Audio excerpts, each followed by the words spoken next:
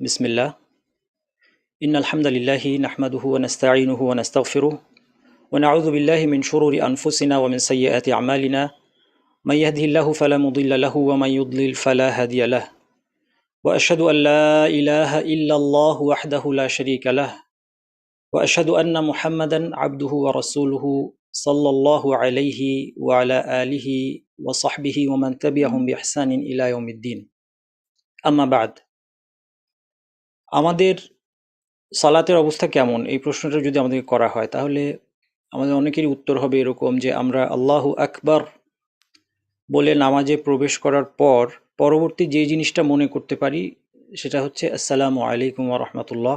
আসসালামু আলাইকুম ওয়া রাহমাতুল্লাহ। এর মাঝখানে আমরা কি বলেছি কি করেছি সেগুলো আমরা আমাদের খেয়াল থাকে না, আমরা স্মরণ করতে পারি না। কোথা থেকে নামাজটা শেষ হয়ে গেল, কিভাবে নামাজটা দ্রুত শেষ হয়ে গেল সেটা আমরা যেমন বুঝতেই পারিনি।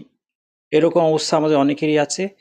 সবার নামাজের অবস্থা এতটা খারাপ না হলেও আমরা সবাই এই সলাতের ব্যাপারে এটা আমাদের একটা কমন ফিলিং যে এখানে আমাদের খুশুর একটা বড় ঘাটতি আছে। খুশু, আজকে আসলে আলোচনাটা আমাদের খুশু নিয়ে। খুশু শব্দটা বাংলায় এক কথায় প্রকাশ করা অন্যান্য শরীয়তের পরিভাষার মতোই কঠিন। তো সেই জন্য আমাদেরকে আমাদের প্রোগ্রামের যে নাম সেখানে অনেকগুলো শব্দ দিতে হয়েছে: প্রশান্তি, স্থিরতা, মনোযোগবিহীন সলাৎ ইত্যাদি। তো মূল যে আলোচনাটা আমরা করতে চাচ্ছি আসলে এটা খুশু সম্পর্কে। আমি খুশু কি সেটা কিছুক্ষণ মধ্যে ইনশাল্লাহ বলবো। তো শুরুতেই এই যে নামাজের ব্যাপারে আমরা সবাই আমাদের যে একটা অনুভূতি যে আমাদের নামাজের মধ্যে অনেক দুর্বলতা আছে এবং মনোযোগের একটা বড় ধরনের অভাব আছে, এটা আসলে আমি নিজে আমার নিজের নামাজের ব্যাপারে অনুভব করার কারণেই আজকে এই প্রোগ্রামের অবতারণা। কারণ এটা আমি অনেকদিন ধরে চিন্তা করছি এই বিষয়টা নিয়ে। এইটার চিন্তা শুরু হয়েছে এভাবে যে আসলে অনেক আগে আপনারা হয়তো অনেকে উপস্থিত ছিলেন, আমার একটা লেকচার ছিল সলাতের গুরুত্ব এবং সুন্দর করার উপায়। আমার একটা বইও আছে এই বিষয়ের উপর। এই বইটাও আপনারা অনেকেই হয়তো পড়েছেন। তো এই বিষয়ে বই লিখে লেকচার দেওয়ার পরেও একসময় আমি বুঝতে পারলাম যে আমার নিজেরই নামাজের মধ্যে মনোযোগ ধরে রাখতে খুব কষ্ট হয়। তো তখন থেকেই আমি এই বিষয়টা সমাধান কি সেটা নিয়ে ভাবার এবং প্র্যাকটিক্যালি সেগুলো অ্যাপ্লাই করার চেষ্টা করে আসছি এবং তারই সূত্র ধরে আমার আজকে আলোচনা। সুতরাং আজকের আলোচনার অর্থ এই নয় যে আমার নামাজ 100% পারফেক্ট আর আপনাদের নামাজগুলো সুন্দর হচ্ছে না, সেটা আলোচনার উদ্দেশ্য নয়। আমাদের সবাইকেই নামাজটাকে সুন্দর করতে হবে। তো এই যে একটা কমন প্রবলেমের মধ্যে আমরা আছি, এই প্রবলেমটা নিয়ে আমি আজকে আলোচনা করব ইনশাআল্লাহ। এবং আমি নামাজকে সুন্দর করার জন্য আজকে আপনাদেরকে 5টা পরামর্শ দিব ইনশাআল্লাহ। মূল আমার 5টা পরামর্শ, যেটা নামাজকে সুন্দর করার সাথে প্রত্যক্ষভাবে জড়িত বিষয় এবং এর মধ্যে কোনো থিওরিটিক্যাল আলোচনাই নাই। এই সবগুলো পরামর্শই হচ্ছে বাস্তবায়ন করার জন্য। আপনি শুনবেন এবং এটা বাস্তবায়ন করবেন এবং ইনশাআল্লাহ ইমিডিয়েটলি আপনার সালাতে ইমপ্রুভমেন্ট শুরু হবে এবং এটাকে আপনার এগিয়ে নিয়ে যেতে হবে। এটা একদিনের বিষয় না, এটা কোনো ট্যাবলেটের মতো না যে আমি ট্যাবলেট খেয়ে ফেললাম আমার নামাজটা সুন্দর হয়ে যাবে। আজকে আমরা ইসলামের সব কিছু ট্যাবলেটের আকারে চাই।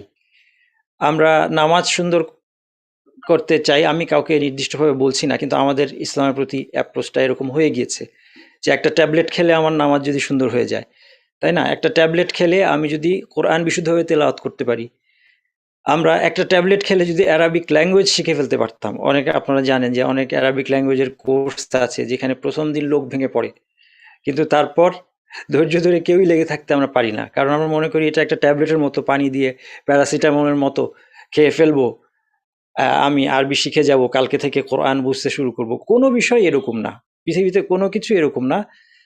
দিন শিক্ষার বিষয়টা বা দিনের বিষয়গুলো এরকম না। সবকিছুর জন্য আমাদেরকে স্ট্রাগল করতে হয়, সংগ্রাম করতে হয়, চেষ্টা করতে হয় নিয়মিত। এবং এই আমি যদি বলি যে আমাদের দিন পালনের ক্ষেত্রে আমাদের অন্যতম ভুলগুলো কি কি, তার মধ্যে অন্যতম একটা ভুল হচ্ছে আমাদের মানে কনসিস্টেন্সি এবং পারসিস্টেন্সের অভাব। আমরা লেগে থাকি না কোনো কিছুতে, অথচ লেগে না থেকে দিনের ইলম অথবা আমল কোনোটাই অর্জন হয় না। তো যাই হোক, আমাদেরকে এটা এই জন্য বললাম যে আমাদেরকে কিন্তু লেগে থাকতে হবে। আজকে আমি যে 5টা পয়েন্ট আপনাদেরকে বলবো, আপনারা ইমিডিয়েটলি ইমপ্লিমেন্ট করবেন এবং করতে পারবেন ইনশাআল্লাহ, এবং ইমিডিয়েটলি আপনি রেজাল্ট পাবেন। কিন্তু সেই রেজাল্ট থমকে যাবে যদি আপনি এরপর এটাকে কন্টিনিউ না করেন। তো প্রথমেই যে বিষয়টা আমি বলতে চাই, আলোচনা করতে, সেটা হচ্ছে এই যে খুশুও নাই আজকে আমাদের সালাতের মধ্যে, খুশু এর অভাব। খুশু এর অভাবের বিপদটা কি এটা বুঝতে হবে। আমরা কিন্তু খুশুর অভাবে একটা বড় বিপদের মধ্যে আছি, এই জিনিসটা আমি শুরুতে বলবো। কারণ এই বিপদটা বোঝার পর আমার মনের মধ্যে একটা হাহাকার আসতে হবে যে আমার সালাদগুলো এটা কি আল্লাহর কাছে কবুল হওয়ার মতো? এইরকম একটা প্রশ্ন, এরকম একটা হাহাকার আমার মনের মধ্যে তৈরি হতে হবে। এবং তারপরেই কিন্তু আমি খুব ব্যাকুল হয়ে পথ খুঁজবো যে কিভাবে আমার নামাজটা সুন্দর করতে হবে। এই জিনিসটাই ব্যাকুলতা তৈরি হবে যখন আমি এই ক্ষতিটা বুঝতে পারবো। তো এই জন্য আমার প্রথম অংশ হচ্ছে পরিণতি নিয়ে সংক্ষেপে কথা বলবো। তার আগে খুশু কি এটাকে একটু ডিফাইন করি। খুশু এর কথা কিন্তু আল কোরআনের গুরুত্বপূর্ণ কয়েকটা আয়াতে এসেছে এবং হাদিসের মধ্যেও এসেছে। কাদ আফলাহাল মুমিনুন, আল্লাহ তাআলা সূরা মুমিনুন শুরুতে বলছেন যে মুমিনরাই সফল। আল্লাযীনা হুম ফি সলাতিহিম খাশিউন, তাদের প্রথম বৈশিষ্ট্য হচ্ছে তারা তাদের সলাতে খুশু এর অধিকারী। মুমিনদের সাফল্যের কারণ হচ্ছে সলাতে খুশু। অন্য আয়াতে আল্লাহ তাআলা বলছেন ওয়াস্তাঈনু বিস-সাবরি ওয়াস-সালাত, তোমরা ধৈর্য এবং নামাজের মাধ্যমে সাহায্য চাও। আল্লাহর সাহায্য কিভাবে আসবে? ধৈর্য এবং নামাজের মাধ্যমে। ওয়া ইন্নাহা লাকাবীরাতুন ইল্লা আলাল খাশিঈন, এই সালাতটা খুব কঠিন, আল্লাহ বলে দিয়েছেন। ইল্লা আলাল খাশিঈন, যারা খুশুর অধিকারী তারা ছাড়া বাকিদের জন্য এটা খুব কঠিন।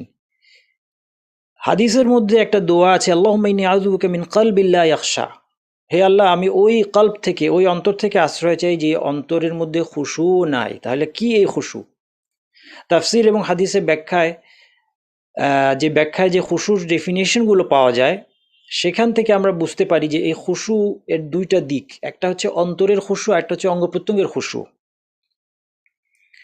অন্তরের খুশু সম্পর্কে যা বলা হয়েছে তার সামারি হচ্ছে, অন্তরের খুশু হচ্ছে কয়েকটা বিষয় আমি বলবো। এক নম্বর হচ্ছে অন্তরের মনোযোগ, এবং আমরা এখানে সলাতে যে খুশুয়ের কথা বলছি সেই খুশুটা হচ্ছে হুদুরুল কলব, সালাতের মধ্যে আমার অন্তর সালাতে উপস্থিত, হুদুরুল কলব। এই জন্য এটা আরবি শব্দটা খুব সুন্দর, মনোযোগের আরবি শব্দটা খুব সুন্দর। হুদুর মানে উপস্থিতি, অন্তরের উপস্থিতি। কারণ আমরা নামাজে দাঁড়ানো মাত্র আমার অন্তর বেড়াতে চলে যায় অন্য কোথাও, অথবা কোনো কাজে চলে যায়, অথবা পড়ার টেবিলে চলে যায়, বিভিন্ন জায়গায় আমার অন্তর চলে যায়। এই জন্য এই যে হুদুরুল কলব, নামাজ দাঁড়ানো মাত্র আল্লাহু আকবার বলা মাত্র আমার কলব যেন কোথায় চলে যায়। এই হুদুরুল কলব কিন্তু খুশুয়ের ডেফিনেশনের একটা মেইন কম্পোনেন্ট হচ্ছে হুদুরুল কলব।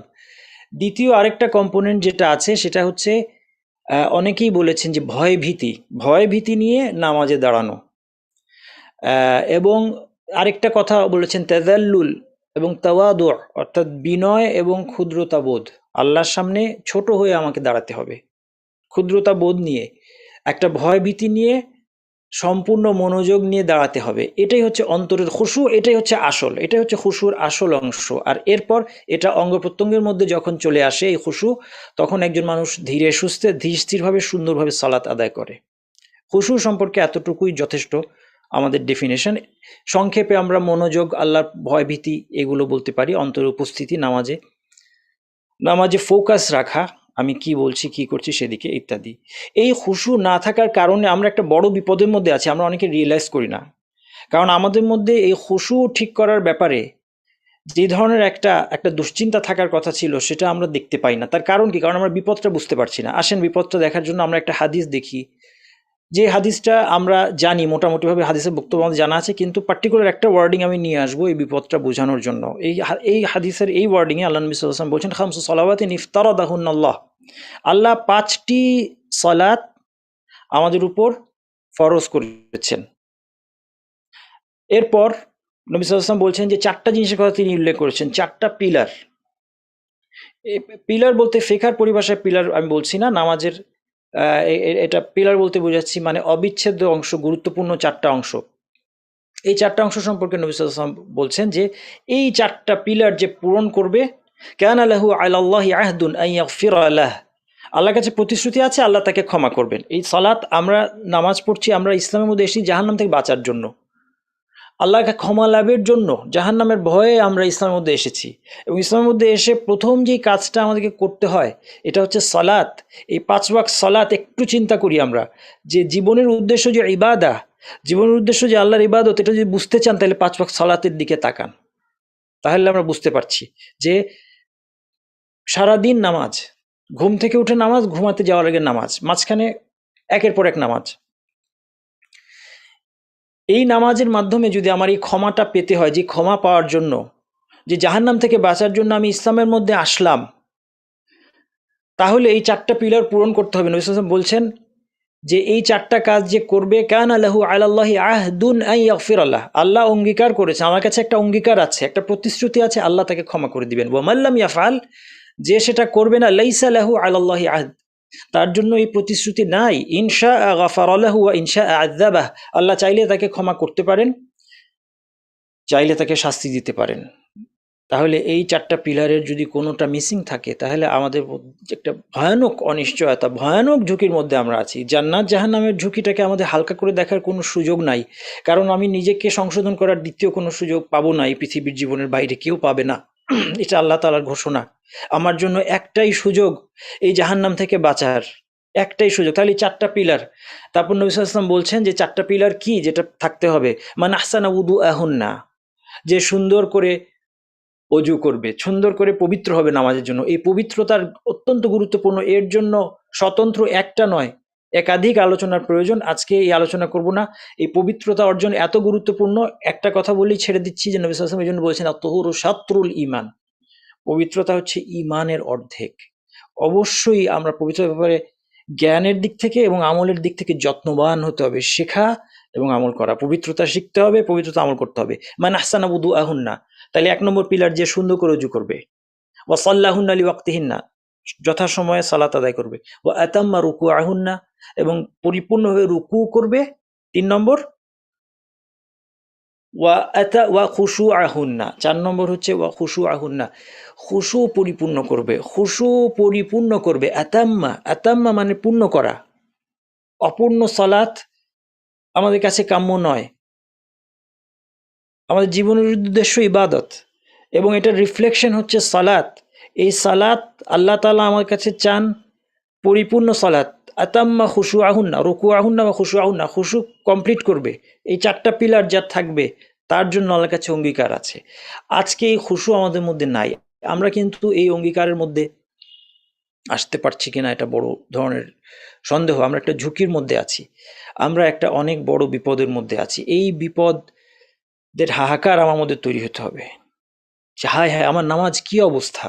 এর সাথে আপনি একটা জিনিস একটু চিন্তা করেন ভাইয়েরা, যে নামাজ একটার পর একটা আসছে। আমার অতীতের জীবনের কতগুলো নামাজ আমার জীবন থেকে চলে গিয়েছে, আমি দ্বিতীয় কোনো সুযোগ পাবো না এই নামাজটাকে রেকটিফাই করার, এই নামাজটাকে সুন্দর করার।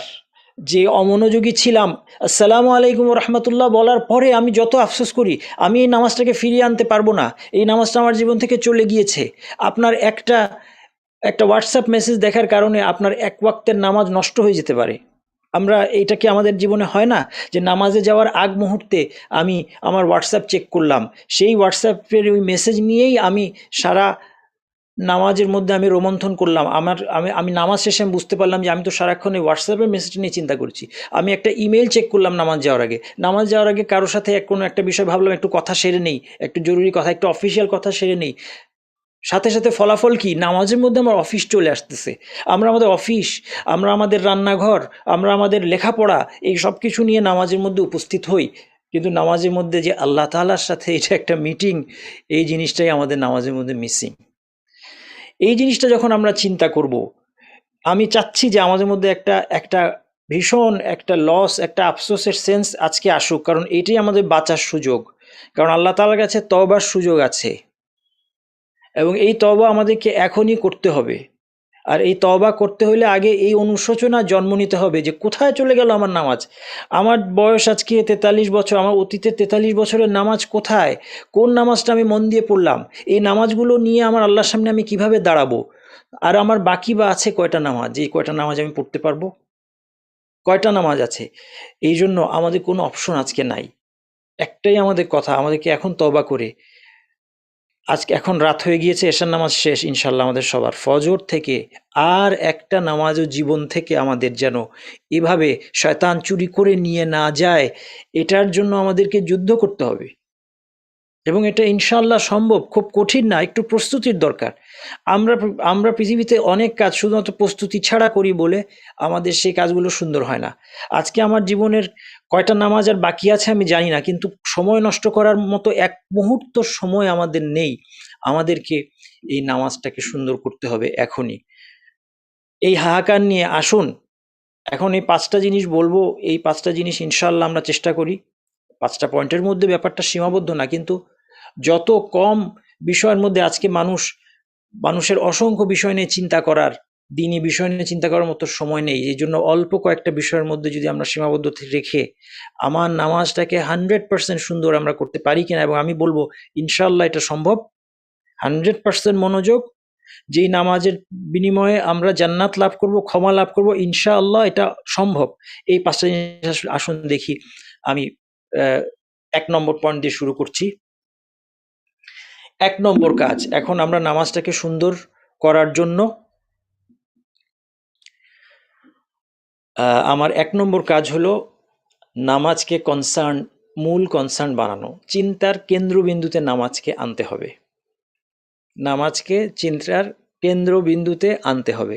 আমাদের আজকে চিন্তার কেন্দ্রবিন্দুতে সবারই কিছু না কিছু আছে। একজন পুরুষ মানুষ, আমি নিজেকে দিয়েও চিন্তা করি যে আমরা সবচেয়ে আগে চিন্তা করি আমার জীবন জীবিকার কি ব্যবস্থা, এটাই আমাদের চিন্তার ফোকাস থাকে। একজন মহিলা, উনার ঘর সংসারের চিন্তাটা ফোকাস, একটা ছাত্রের জন্য তার লেখাপড়াটা চিন্তার ফোকাস থাকে। আমাদের সবার মুসলিম হিসেবে চিন্তার ফোকাসে আনতে হবে সালাতকে। সারাদিন আমার সালাতকে নিয়ে দুশ্চিন্তা, এই কনসেপ্ট একজন অবিশ্বাসী কোনোদিন বুঝবে না। এবং এটা আমি একটা কথা আপনাদেরকে আজকে বলছি, আমি বিশ্বাস করি ইসলাম আল্লাহর কাছ থেকে এসেছে ধর্ম, আমি ইসলামের সত্যতায় বিশ্বাস করি, অনেক দিক থেকে বিশ্বাস করি। আমার কাছে অনেক যুক্তি আছে, কিন্তু আমি শুধু যুক্তি অ্যাড করতে পারবো। আমি বলবো যে 5 ওয়াক্ত সালাত এর বিধান কোনো মানুষের পক্ষে বানানো সম্ভব না।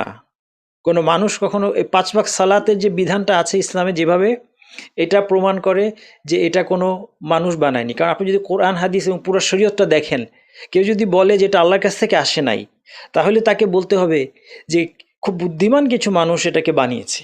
তাকে সে বলতে বাধ্য হবে যে যে বিভিন্ন দিক নিয়ে শরীয়ত কথা বলেছে মানুষের জীবনের, এবং খুব ইন্টেলিজেন্ট, মানে মানুষের ভাষায় খুব ইন্টেলিজেন্টভাবে বলেছে।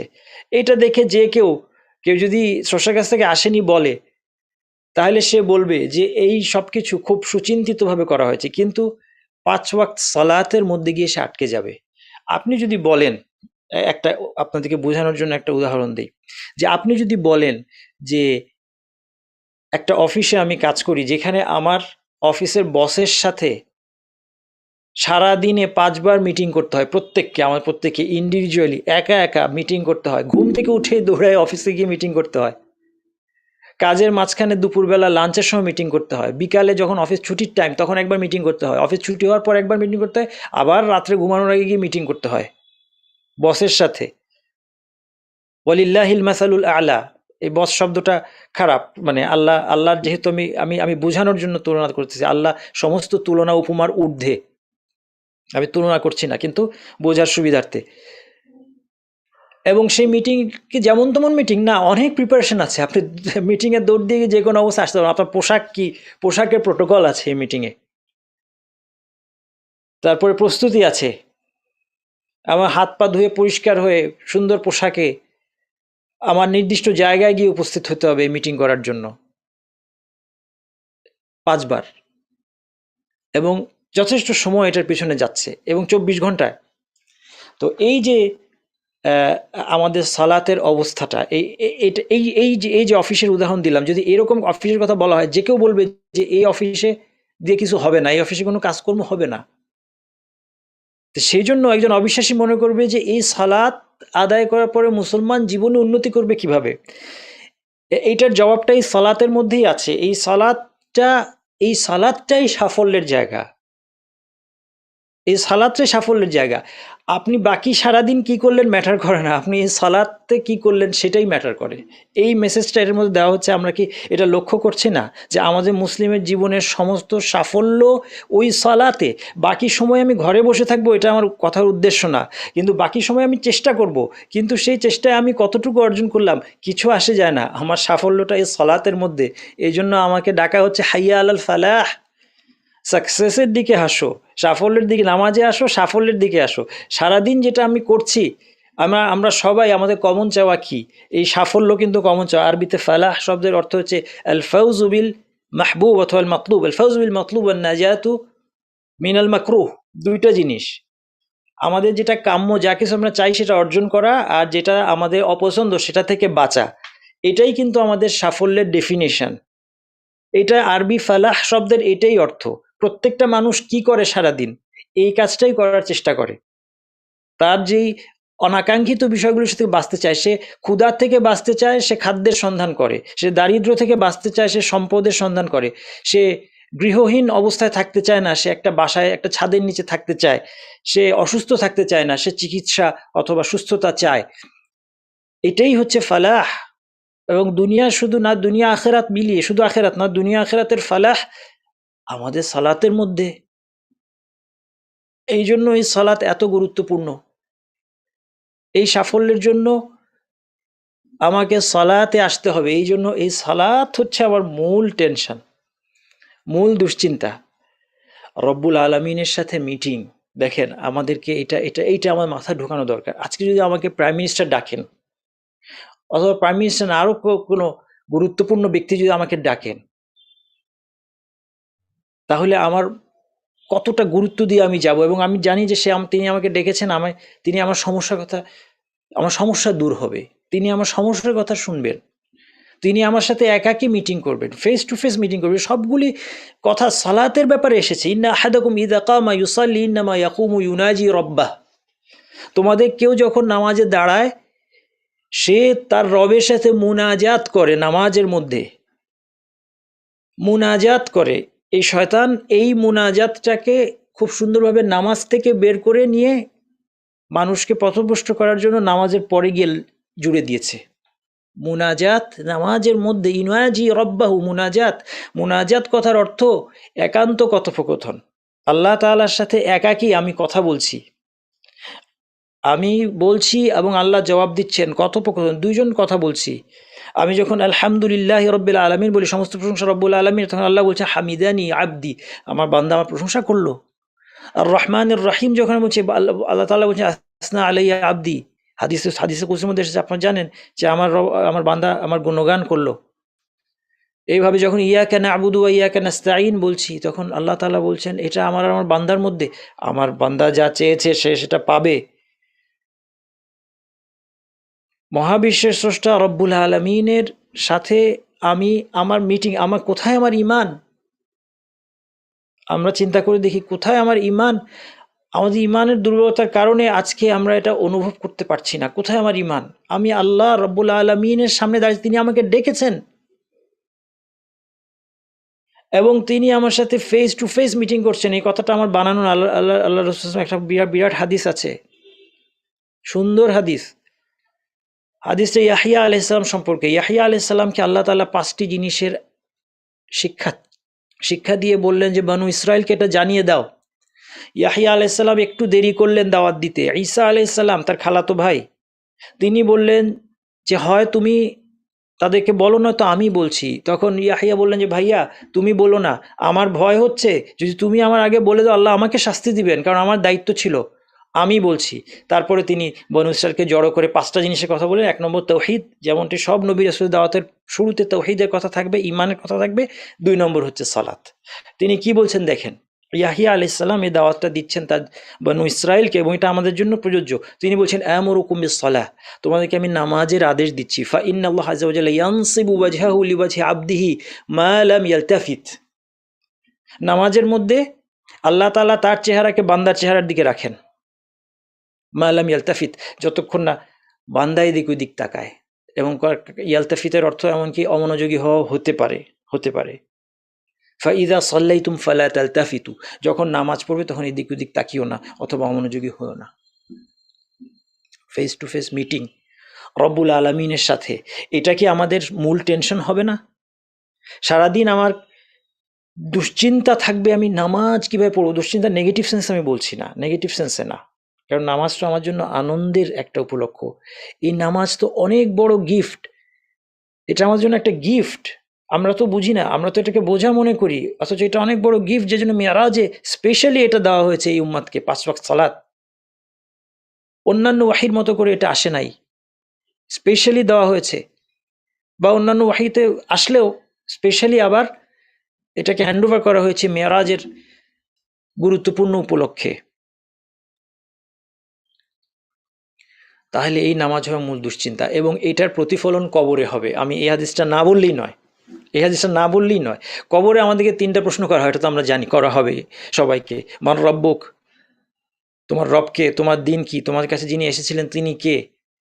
এই হাদিসের আমি একটা ভার্সন আপনাদেরকে বলবো, একটু লম্বা, এবং এটা হাসান, মুহাদ্দিসদের মতে এই হাদিসটা এটা হাসান, এটা তাবারানি, ইবনু হিব্বান প্রমুখ এটা বর্ণনা করেছেন, এটা হাসান, গ্রহণযোগ্য হাদিস। এই প্রশ্নের উত্তরে একটা বর্ণনা, এখানে ইন্টারভিউর একটা বর্ণনা দেওয়া হচ্ছে। মাইয়িত মুমিনকে প্রশ্ন করতে আসবেন ফেরেশতারা, ইন্টারভিউ নিতে আসবেন, ভাইভা নিতে আসবেন। অন্তিম পরীক্ষা, যে পরীক্ষার জন্য আমার গোটা জীবনের প্রস্তুতি, এই পরীক্ষার জন্য।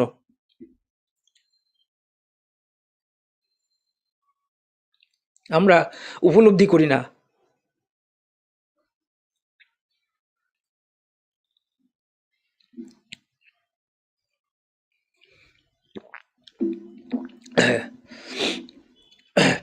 ফেরেশতা এসে বলবেন, ইউকালু লাহু ইজলিস, তুমি বসো।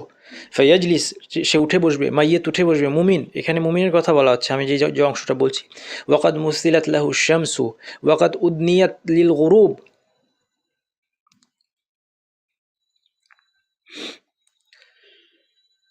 পরীক্ষায় আমরা অনেক সময় আমাদের পৃথিবীর পরীক্ষায় আমরা দেখি একটা ছবি দেখিয়ে প্রশ্ন করা হয়, এখানে মাইয়াতকে দেখানো হচ্ছে।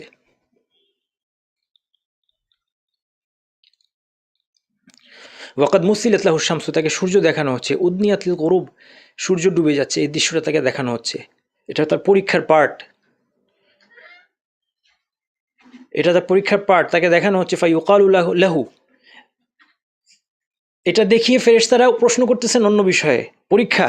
আরাআইতাকা হাযা রাজুল আল্লাযী কানা ফীকুম মা তাকুলু ফীহি ওয়া মা তাশহাদু বিহি আলাইহি, প্রশ্ন করছেন নবী মুহাম্মদ সাল্লাল্লাহু আলাইহি ওয়াসাল্লাম সম্পর্কে।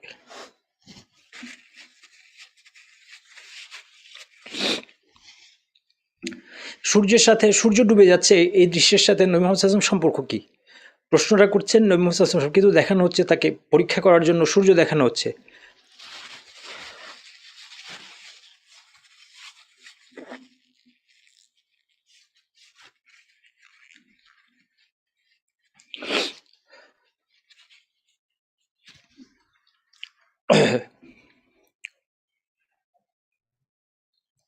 তখন সে বলবে, দাউনি হাত্তা উসাল্লি, আমি নামাজটা পড়ে নেই।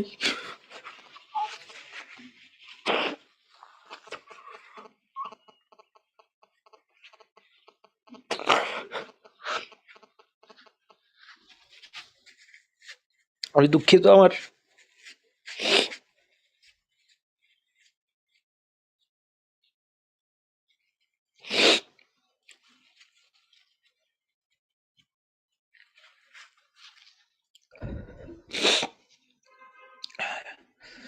সে তখন নামাজ পড়ার কথা আগে বলবে। তখন বলা হবে ইন্নাকা সাতাফআল, ফেরেশতা তখন বলবেন যে তুমি পড়বে নামাজ, তুমি পড়বে, একটু পরে পড়বে, তুমি আগে বলো ইন্নাকা সাতাফআল আখবিরনি আম্মা নাসালুকা আনহু, তোমাকে যেটা প্রশ্ন করলাম সেটার উত্তর আগে দাও। এই ব্যক্তিকে, তখন সে সাক্ষ্য দিবে। ফায়াকুল মুহাম্মদ আশহাদু আন্নাহু রাসূলুল্লাহ। আল্লাহুম্মা জাআলনা, আল্লাহর কাছে দোয়া করি আল্লাহ যেন এদের অন্তর্ভুক্ত করেন আমাদের।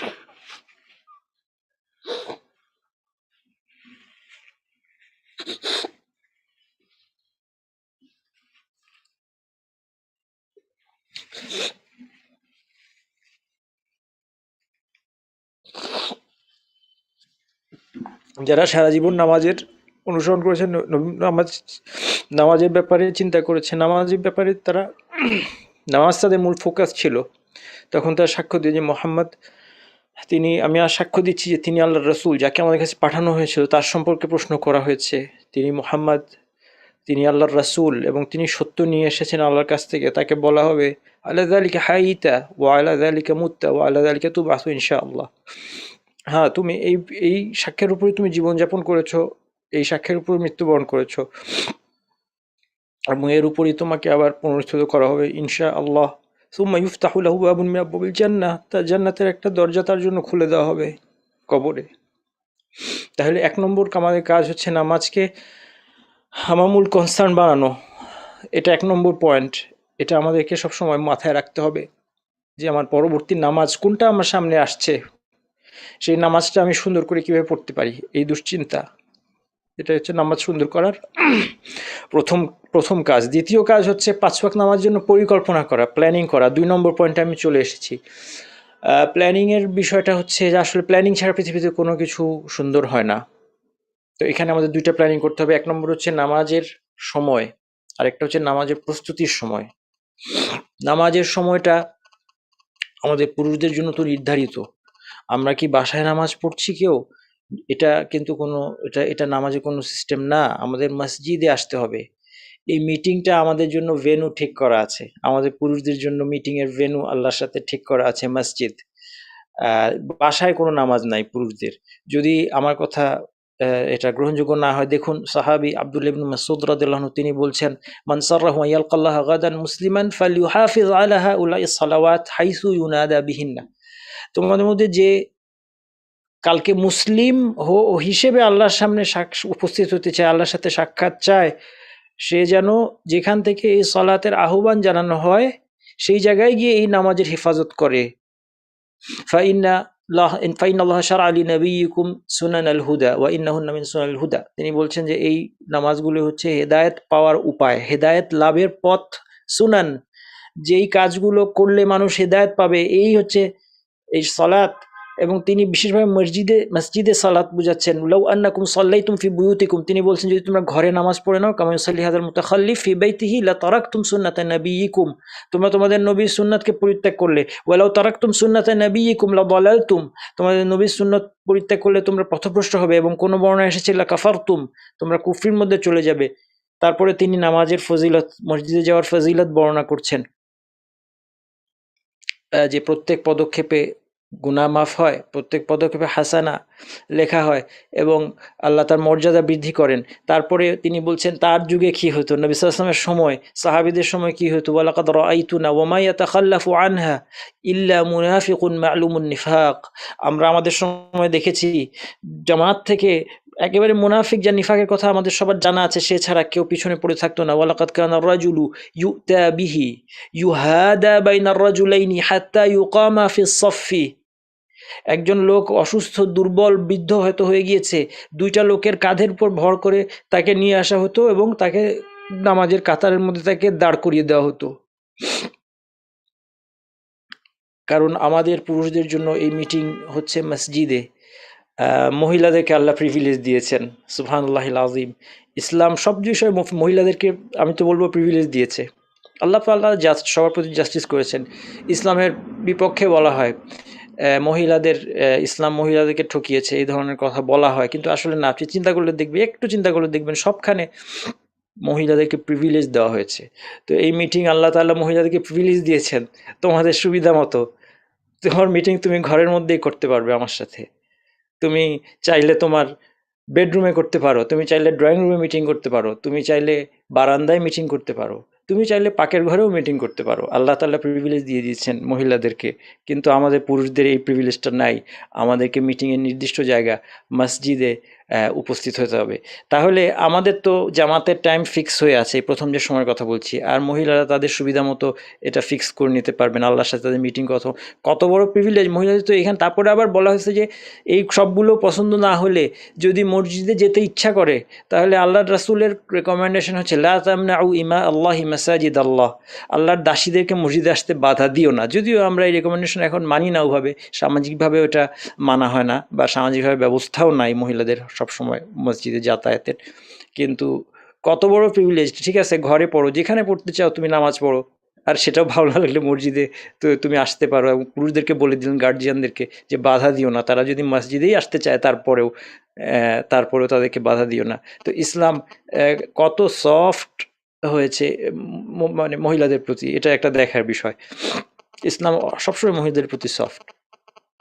আচ্ছা, এখন আমাদের তাইলে আরেকটা টাইম, যেটা এটা ইম্পর্টেন্ট, যেটা আমাদেরকে সেট করতে হবে আরেকটা টাইম, সেটা হচ্ছে যে প্রস্তুতি শুরু হবে কখন। এটা খুব ইম্পর্টেন্ট নামাজ সুন্দর করার জন্য। এটা খুব একটা একটা নির্দিষ্ট টাইম থাকবে যে সময় আমি সব কাজ স্টপ করে দিব, ইমার্জেন্সি কোনো বিষয় ছাড়া, বা অন্য আরও গুরুত্বপূর্ণ কোনো ওয়াজিব কাজ কখনো থাকতে পারে কারোর জন্য। বেশিরভাগ সময় সেটা থাকে না আমাদের জীবনে। বেশিরভাগ সময় আমাদের জীবনে যে কাজগুলো থাকে সেগুলো ওয়েট করা সম্ভব। তাহলে আমরা একটা সময় নির্ধারণ করতে হবে। যদি কথায় কথা আমার 1:15টার সময় আমার সলাতুল জোহর হয়, তাহলে আমার আইডিয়াল ছিল আমার সময়টা আমি সব কাজ বন্ধ করে দিব আজানের সাথে সাথে। আমি আজানের উত্তর দিব। কতগুলো এখানে আমার করণীয় কাজ আছে আজানের উত্তর দেওয়া, এটা যে কত বড় ফজিলত, এগুলো আলোচনা আজকে এখানে করবো না আমরা। এরপরে দোয়া কবুল হয়, আজানের পরের দোয়া কবুল হয়, এবং আজানের মধ্যে অনেকগুলো দোয়া আছে। এরপর ধীরে সুস্থে আজান উত্তর দিয়ে ধীরে সুস্থে অজু করে আমরা মসজিদের দিকে অগ্রসর হব, যে প্রস্তুতির আলোচনাটা পরে করব। তো আইডিয়াল সময় ছিল আজানটা, কিন্তু সেটা যদি সবসময় সম্ভব নাও হয়, একটা টাইম আমার রাখতে হবে যেই সময় আমি সব কাজ স্টপ করে দিলে আমি আমার সালাতের সময়ে সালাতে সুন্দরভাবে উপস্থিত হতে পারবো। আমরা দৌড়ে গিয়ে আল্লাহর সাথে মিটিং ধরবো, দৌড়াদৌড়ি করে দুপদাপ করে 2-1 রাকাত চলে গেছে। এই যে বললাম, যদি প্রাইম মিনিস্টার আমাকে মিটিংয়ে ডাকেন, আমি পারবো সেখানে গিয়ে 5 মিনিট পরে ঢুকতে? আমি তো যে 1 ঘন্টা আগে বসে থাকবো। সেখানে রব্বুল আলামিন তিনি আমাকে মিটিংয়ে ডাকছেন, কিন্তু আমরা সময় মতো আসছি না, দৌড় দিয়ে যাচ্ছি। 1 রাকাত 2 রাকাত মিস করে, অবশ্যই ভ্যালিড কারণে মিস কেউ করতে পারে, সেখানে কি করতে হবে সেখানেও আছে, কিন্তু কোনো কারণ ছাড়াই ধীরে সুস্থে ঢিলে ঢালা আরেকটু কাজ করে যাই, আরেকটু কাজ করে যাই, করতে করতে আমরা নামাজ কিছু দূর চলে যাওয়ার পরে সূরা ফাতিহা শেষ। একটা সূরা ফাতিহা চলে যাওয়া আমি শুনতে পাই নাই, মানে তো বিশাল লস আমার জন্য। মিটিংয়ের একটা বড় অংশ চলে গিয়েছে, যেখানে কথাবার্তা হয়েছে আল্লাহর সাথে, সেখানে আমি ছিলাম না। তাহলে আমার এই সময়টা আমার দরকার হলে অ্যালার্ম দিয়ে রাখতে হবে, যে আমি যদি বলি 1:15 জোহর, আমি হিসাব করে দেখবো ঠিক আছে 1টার সময় আমাকে উঠতেই হবে। যদি এটাই হয়, দরকার হলে আমি অ্যালার্ম দিয়ে রাখবো যে 1টার সময় হচ্ছে আমার প্রস্তুতির জন্য ওঠার সময়। এটা যদি প্রত্যেকটা নামাজে প্ল্যান করে আমি সেট করে ফেলি, আমার টাইমটা অ্যালার্ম দিয়ে ফেলি প্রয়োজনে, তাহলে অবশ্যই নামাজ সুন্দর হবে, নামাজে মনোযোগ আসতে অনেক সহযোগিতা হবে। বিশেষভাবে আমি তাহাজ্জুদের কথা বলবো, বিশেষভাবে তাহাজ্জুদের কথা আমি বলবো। আমরা তাহাজ্জুদ পড়বো, আমরা যেন কেউ তাহাজ্জুদ মিস না করি। তাহাজ্জুদ দিয়ে আমাদের ফজরের সালাতের প্রস্তুতির সময়টা আমরা তাহাজ্জুদকে সেট করি, এবং এই তাহাজ্জুদ এটা হচ্ছে পৃথিবীর জীবনের জান্নাত। মুমিনের জান্নাত পৃথিবীর জীবনে হচ্ছে তাহাজ্জুদের মধ্যে। তাহাজ্জুদের কিরাআত, তাহাজ্জুদ তিলাওয়াতের মধ্যে হচ্ছে মুমিনের প্রশান্তি। তাহাজ্জুদের দোয়ার মধ্যে কেন হবে না? আল্লাহ তাআলা বলছেন মাইয়াদউনি ফাস্তাজিব লাহ। ওই সময় আল্লাহ তাআলা প্রথম আসমানে নেমে বলছেন, কে আমাকে ডাকবে, আমি তার ডাকে সাড়া দিতে আসছি। আল্লাহ তাআলা আমাদের ডাকে সাড়া দিতে আসছেন, সেই তাহাজ্জুদের সময় আমরা ঘুমিয়ে থাকবো কেন? আল্লাহ তাআলা অনেক দয়ালু, তারপরেও তাহাজ্জুদকে মাস্ট করে দেননি, অনেক দয়ালু, কিন্তু আমরা এই সুযোগটা হারাবো না। অবশ্যই আমরা তাহাজ্জুদে উঠবো, কারণ এটা ফজরের সালাতকে, শুধু ফজরের সালাত নয়, দিনের 5টা নামাজকে সুন্দর করে দিবে তাহাজ্জুদ। এই তাহাজ্জুদেই আমি বলি না কেন আল্লাহকে, আল্লাহ আমাকে প্রত্যেকটা নামাজে খুশু দেন, পরিপূর্ণ খুশু আমাকে দান করেন। আমি এটা তাহাজ্জুদে বলবো, আমি এটা সিজদায় বলবো। তাহলে তাহাজ্জুদ, ফজরের প্রস্তুতিটা আমাদের শুরু করব আমরা তাহাজ্জুদ দিয়ে। যদি এটা করতে পারি তাহলে নামাজ অনেক সুন্দর হবে ইনশাল্লাহ, এবং প্রত্যেকটা সালাতে প্রস্তুতি একটা টাইম থাকবে। 3 নম্বর পয়েন্টে আমি চলে যাই, যে সালাতের পূর্ব প্রস্তুতিটা আমরা কি কি বিষয়ে সালাতের পূর্ব প্রস্তুতিটা আমরা নিব, সেটা আমরা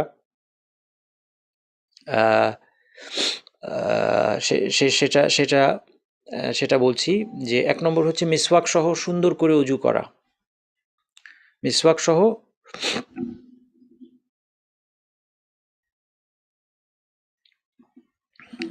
সহ সুন্দর করে আমরা অজু করব, এবং সে সময় আমি আপনাদেরকে 3টা জিনিস স্মরণ করতে বলবো। তিনটা পয়েন্টটা এই জন্য বলছি যে এটা মনে রাখতে আমাদের সহজ হবে। অজুর কিন্তু অনেক ফজিলত, অনেক উপকারিতা। 3টা জিনিস আমরা মনে রাখি, যে অজুর সাথে সাথে কিন্তু আমার নামাজেরও আগে অজুর সাথে সাথে অঙ্গ প্রত্যঙ্গ থেকে গুনাহগুলো ঝরে যাচ্ছে, আমার চেহারা থেকে আমার চোখ দিয়ে দেখা গুনাহ আল্লাহ মাফ করে দিচ্ছেন। এবং অবশ্যই ইচ্ছা করে চোখ দিয়ে আমরা সারাদিন এদিক ওদিক তাকাবো, এটা উদ্দেশ্য না। কেউ ভাববেন না যে সারাদিন ইচ্ছা মতো এদিক ওদিক তাকাই, তারপর তো অজু করবো আর চোখের সব গুনাহ চলে যাবে। এই ধৃষ্টতা আমরা দেখানো কখনোই বুদ্ধিমানের কাজ হবে না। কারণ এই এই কাজ করার কারণে আল্লাহ তাআলা আমার অজু করার তৌফিক কেড়ে নিতে পারেন। আল্লাহ তাআলা আমার নামাজের তৌফিক কেড়ে নিতে পারেন। এমন অবস্থা আমাকে ফেলে দিয়ে আমি নামাজই পড়তে পারলাম না, এটা ভয় আছে। তো সুতরাং ওই রিস্ক না, কিন্তু তারপরেও মানুষের তো গুনাহ হয়, আর এই হাদিস সত্য, অস্বীকার কোনো উপায় নাই। সগীরা গুনাহগুলো আল্লাহ মাফ করে দিবেন।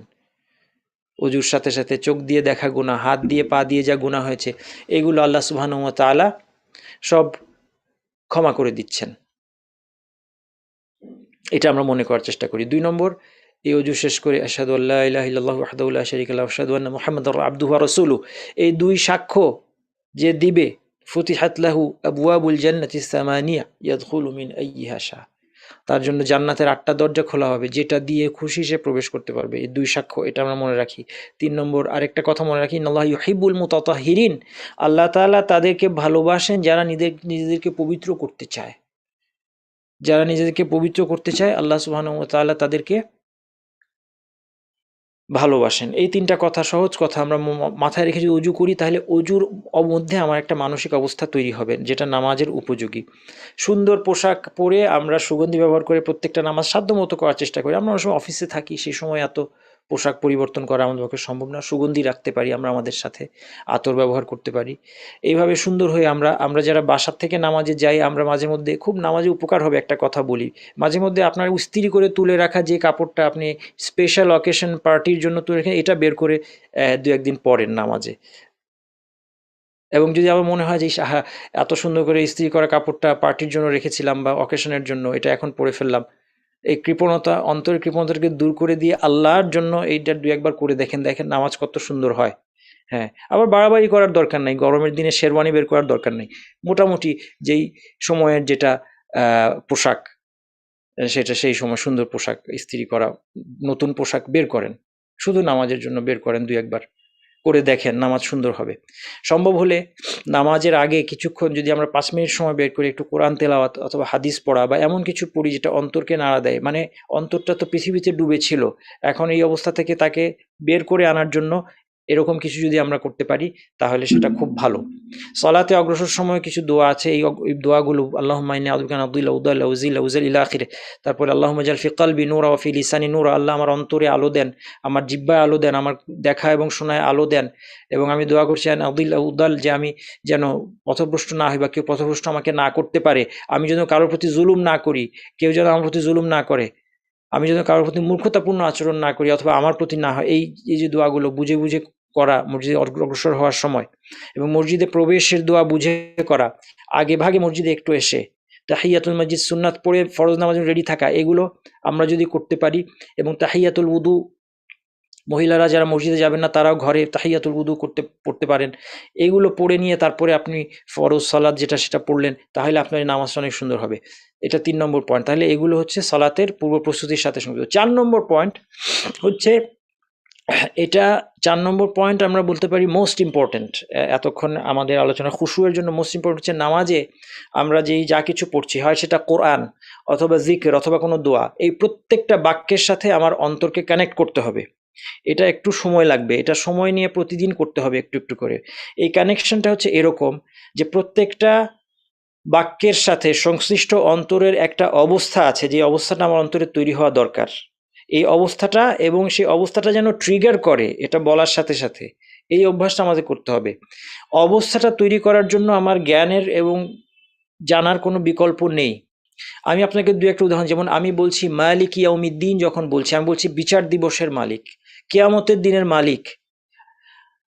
আমার কোরআনের পাতায় পাতায় কিয়ামতের বর্ণনা আছে, হাদিসের মধ্যে বহু বর্ণনা আছে কিয়ামতের দিনের অবস্থাটা কি হবে, সেদিনের কঠিন পরিস্থিতি, সেই দিন কিছু মানুষ শাস্তিও পাবে, সেই দিনও কিছু মানুষের পরীক্ষাও হবে, সেই দিন মানুষ ঘামের মধ্যে ডুবে থাকবে, মুমিনরা সেই দিন আরামের মধ্যে থাকবে।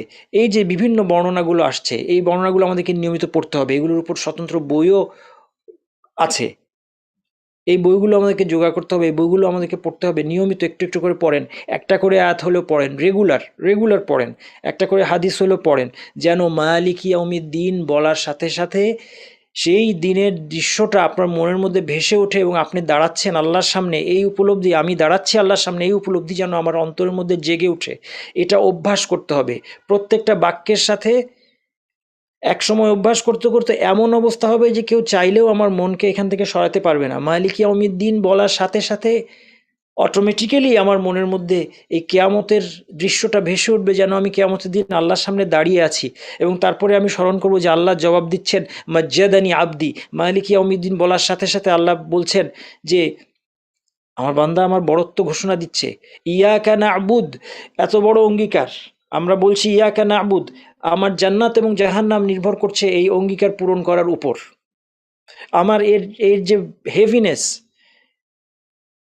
এর ভার আমাকে অনুভব করতে হবে। ইয়াকা না'বুদ, কিভাবে আল্লাহর এই ইবাদতের যে অঙ্গীকার আমি দিচ্ছি, অঙ্গীকার করছি, এটা আমি কীভাবে পালন করব, এবং এই ভার অনুভব করে আল্লাহর কাছে আমার সাহায্য চাইতে হবে। এই জন্য পরের আয়াতে হচ্ছে ইয়াকা নাস্তাইন, আল্লাহ আপনার কাছেই সাহায্য চাচ্ছি।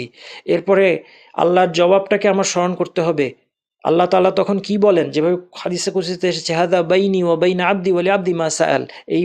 এই বাক্যটা আমার বান্দার মধ্যে একটা আন্ডারস্ট্যান্ডিং। সে আমার ইবাদত করবে, আমি তাকে সাহায্য করব। ওয়ালি আবদি মা সাআল, সে যা চেয়েছে সেটা সে পাবে। আল্লাহ আমাকে দিয়ে দিচ্ছেন কিন্তু নামাজের মধ্যে। আমরা কি চাইতে আসলাম, আল্লাহ বলে দিচ্ছেন যে আল্লাহ আমাকে দিবেন। এই জিনিসটা আমাকে ওই মুহূর্তে খেয়াল রাখতে হবে এবং আমার অভ্যাস করতে হবে যে এটা বলার সাথে সাথে এই অনুভূতিটা তৈরি হচ্ছে। ইহদিনাস সিরাতাল মুস্তাকিম, আমাকে সরল পথটা দেখান, ইসলামের পথ। আমি চাচ্ছি জান্নাতের পথ, কিন্তু আমার অন্তর চলে গেছে কিন্তু অন্য পথে, তাই না? ইহদিনাস সিরাতাল মুস্তাকিম, আমি আর জান্নাতের পথ চাচ্ছি, ইসলামের পথটা চাচ্ছি, হেদায়েত চাচ্ছি, কিন্তু মন চলে গেছে অফিসের পথে অথবা বাজারের পথে অথবা দোকানের পথে, ব্যবসার পথে। আমার কিন্তু অন্তর চলে যাচ্ছে। কেন চলে যাচ্ছে? আমাকে অভ্যাস করতে হবে যে আমি আল্লাহর কাছে সিরাতুল মুস্তাকিম, সরল পথ চাচ্ছি। সিরাতাল্লাযিনা আনআমতা আলাইহিম, তাদের পথ যাদের উপর অনুগ্রহ করেছেন। সূরা নিসায় তাদের পরিচয় দেওয়া আছে, তারা হচ্ছেন নবিয়্যিন ওয়াস সিদ্দিকিন ওয়াস শুহাদা ওয়াস সালিহিন।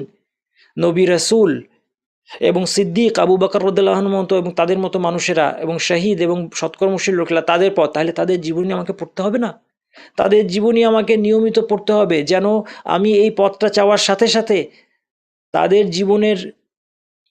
জীবনযাত্রার দৃশ্যগুলো আমার মনের মধ্যে ভেসে ওঠে, এবং তখন আমার মন এদিক ওদিক যাবে না যে কোন এক্সাম্পল আমি চাচ্ছি। গায়রিল মাগদুবি আলাইহিম ওয়ালাদ-দাল্লিন, আমি ইহুদি এবং নাসারা, মাগদুব আলাইহিম হচ্ছে ইয়াহুদ, যারা জ্ঞান শাখা সত্ত্বেও পথভ্রষ্ট হয়েছে, এবং দাল্লিন হচ্ছে নাসারা, যারা অজ্ঞতার কারণে, মূর্খতার কারণে পথভ্রষ্ট। তাদের পথটা আমরা চাই না, সেই পথটা চাই যে পথটা সিরাতুল মুস্তাকিম, যেটা এই নবী রাসূলের পথ, সেই পথটা আমরা চাই। ইহুদির যে পথটা আমরা চাই না। ইহুদিদের বিশ্বাসগুলো কি, তাদের কাজগুলো কি, নাসারাদের বিশ্বাস এবং কাজগুলো কি, কোরআনের পাতায় পাতায় নেই, হাদিসে নেই, আছে। এগুলো আমাদেরকে জানতে হবে, যেন আমরা সেখান থেকে আমরা উপলব্ধি করি যে আমরা তো ইহুদি খ্রিস্টানদের মতো হইতে চাচ্ছি না, আমরা ইহুদি খ্রিস্টানদের পথে আমি যেতে চাচ্ছি না, তাদের থেকে আমি ডিফারেন্ট হতে চাচ্ছি, তাদের থেকে আমি দূরে সরতে চাচ্ছি। এই অনুভূতি আমার অন্তরের মধ্যে আসতে হবে। এমনিভাবে এই প্রত্যেকটা, এই জন্য পড়াশোনার দরকার আছে প্রত্যেকটা বাক্য নিয়ে। আপনাকে খুব আরবি বুঝতে হবে এটা না, কিন্তু আপনি পড়তে পড়তে এই জিনিসটা আপনি ঠিক করে নিতে পারবেন যে এই বাক্যের মধ্যে তো এই কথাটা বলা হচ্ছে, মালিক ইয়াউমিদ্দিনের মধ্যে তো বিচার দিবসের কথা বলা হচ্ছে। এটা খুব কঠিন কিন্তু কোনো কথা না। ছোট ছোট সূরা ফাতিহার আয়াতগুলো দেখেন, ছোট ছোট বোঝা, খুব বড় পণ্ডিত আমাকে হতে হবে না। কিসের কথা বলা হচ্ছে এবং সেই সংক্রান্ত বর্ণনা কোরআন হাদিসে আমাকে যদি জানা থাকে, আমার অবশ্যই সেখানে মনোযোগ আসতে বাধ্য। আর মনকে ট্রেন করতে হবে যে আমি এই শব্দটা, এই বাক্যটা বলার সাথে সাথে এই জিনিসটার কথা বলছি, এই জিনিসটা আমার এখন চিন্তা করতে হবে। আপনি যখন রুকুতে যাচ্ছেন, সুবহান রাব্বিয়াল আযীম, আপনি আল্লাহর তাসবিহ পাঠ করছেন, আল্লাহকে সমস্ত দোষ ত্রুটি থেকে আপনি মুক্ত ঘোষণা করছেন। আল্লাহর মধ্যে কোনো দোষ ত্রুটি নাই। আল্লাহ পরিপূর্ণ সিফাতের অধিকারী, সুবহানাহু ওয়া তাআলা পরিপূর্ণ সিফাতের অধিকারী, তার পরিপূর্ণতার মধ্যেও কোনো কমতি নাই, এবং আল্লাহর সাথে কোনো কিছুর তুলনা চলে না। এই যে মনোভাব, আপনি হয়তো একটু আগে শুনেছেন একজন মানুষ আল্লাহর সম্মুখে নোংরা কথা বলছে, কোনো মানুষ আল্লাহ সম্পর্কে খারাপ কথা লিখেছে, আপনি সুবহান রাব্বিল আযীম বলার সময় আপনি নিজে লজ্জিত হয়ে আপনি আল্লাহর কাছে যেন ক্ষমা চাচ্ছেন যে না আল্লাহ এগুলো থেকে আপনি উঠবে। কখনো আপনার অন্তরের মধ্যে আল্লাহ সম্পর্কে একটা খারাপ কথা এসেছিল, আপনি সুবহান রাব্বিল আযীম বলার সময় ঘোষণা দিচ্ছেন যে না ওইটা শয়তানের কাছ থেকে আসছে, ওইটা আমার নফসের খারাপই, আমি ঘোষণা দিচ্ছি যে আপনি সমস্ত দোষ ত্রুটি সীমাবদ্ধ থেকে মুক্ত। আমরা অনেক সময় আমাদের রেসপেক্টেড কারো সামনে যখন আমরা দেখি অন্য কেউ তাকে অপমান করছে, অন্য কেউ তার সাথে আদব নষ্ট করছে, তখন আমরা লজ্জিত হই। নামাজে দাঁড়িয়ে আমি যখন সুবহান রাব্বিল আযীম বলছি, আমি নিজের জন্য এবং অন্যদের জন্য লজ্জিত হব যে আল্লাহ তাআলা মা কাদারুল্লাহ হাক্কা কাদরি, মানুষ আল্লাহকে তার প্রাপ্য মর্যাদা দেয়নি, মা কাদারুল্লাহ হাক্কা কাদরি, এই অনুভূতি আমার মধ্যে আসতে হবে। আমি এরকম ইমোশন শূন্য হয়ে গিয়ে নামাজ পড়লে হবে না, নামাজের মধ্যে আমাকে এই অনুভূতিগুলো আনতে হবে। সুবহান রাব্বিয়াল আলা বলার সময় অনুভূতিটা আনতে হবে। দুই সেজদার মাঝখানে যখন দোয়া করছি আল্লাহ মাগফিরলি, আল্লাহ আমাকে মাফ করেন, আমি দোয়া করছি আল্লাহ আমার রিজুক নেই, আমি রিজিকও চাচ্ছি নামাজের মধ্যে, কিন্তু আমরা খেয়াল করি না রিজিক চাওয়ার দোয়াও নামাজের মধ্যে আছে, কোনো দোয়া বাদ নাই। আফিনি, আমাকে নিরাপত্তা দিন, এই দোয়া নামাজের মধ্যে আছে। কিন্তু এই নামাজের মধ্যে যে আমার সমাধানের জন্যই আমি নামাজে আসলাম সেটা আমরা ভুলে গিয়ে তখন আমরা অন্য চিন্তার মধ্যে থাকি। তাহলে এইভাবে এই জিনিসটা যেটা বললাম এটা সামান্য হচ্ছে, প্রত্যেকটা বাক্যে কি বলা হচ্ছে আমার জানা থাকতে হবে, আমার মনের একটা অবস্থা তৈরি হবে এবং আমরা এই বাক্যটা বলার সাথে সাথে মনের ওই অবস্থা ট্রিগার করবে, সুইচ টিপলে যেভাবে লাইট জ্বলে যাচ্ছে এভাবে এই অভ্যাসটা আমাদেরকে গড়ে তুলতে হবে। এটা হচ্ছে আমার 4 নম্বর পয়েন্ট।